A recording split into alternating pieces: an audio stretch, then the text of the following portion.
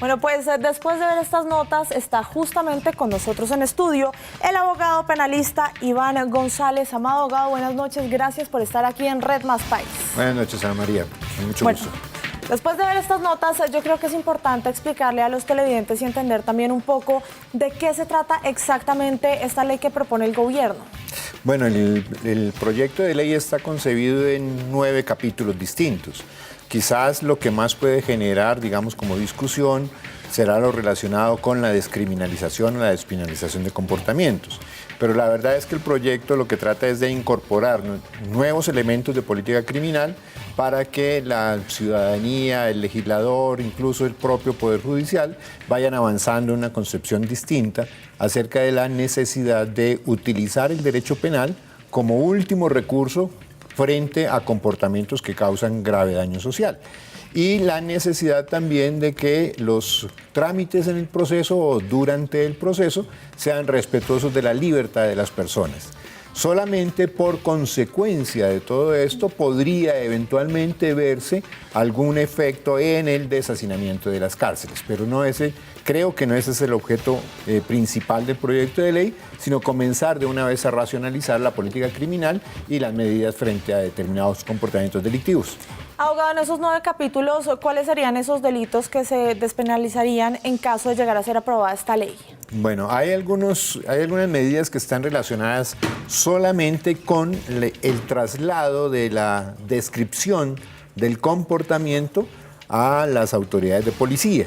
Entonces van a ser sancionadas fundamentalmente con multas o van a ser sancionadas con otro tipo de respuestas de justicia restaurativa, es decir, procurando que el autor de ese comportamiento que deja de ser delito vaya a, por ejemplo, indemnizar o vaya a prestar servicios a la comunidad o vaya a buscar otros mecanismos de justicia restaurativa.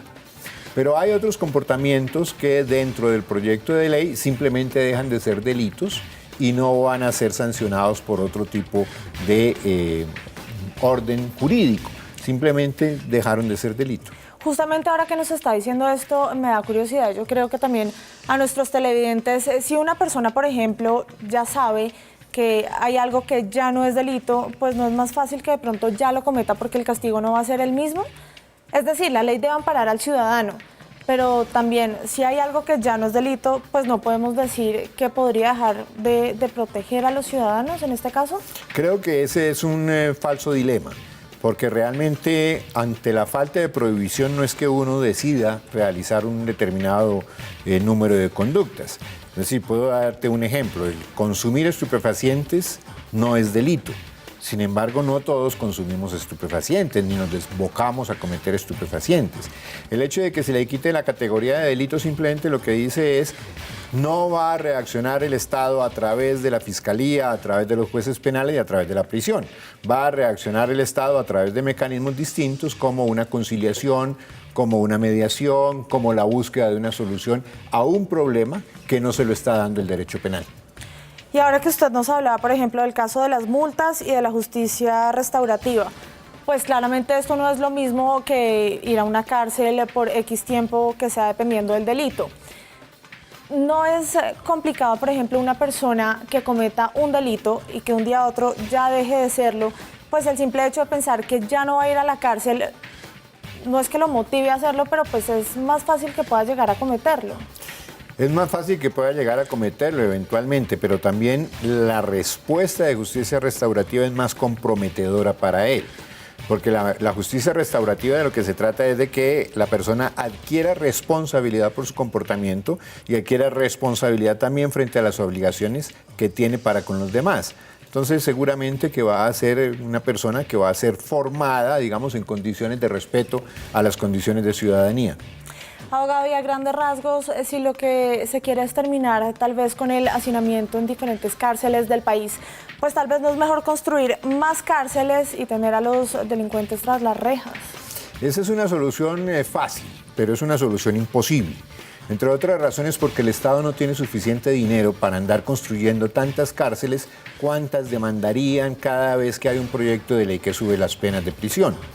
Pero adicionalmente a eso, el mantener penas elevadas de prisión implica que las personas van a durar mucho tiempo en las cárceles. Entonces nos va a costar muchísimo más. Entonces digo, eso es una solución irreal. Eso no va a pasar, simplemente no va a pasar. Y el Estado no debería tampoco invertir tanto dinero en las prisiones en lugar de invertir mucho más dinero en medidas educativas, en medidas de restauración, en medidas de formación en respeto de derechos ciudadanos. Es allí donde se debe hacer la inversión.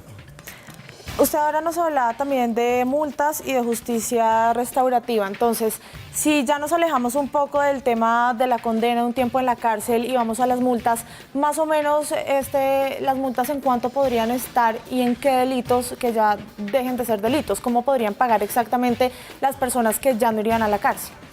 En el proyecto hay algunos comportamientos que se trasladan al Código de Policía y Convivencia, a lo que conocemos como el Código de Convivencia y Ciudadanía o el Código de Policía.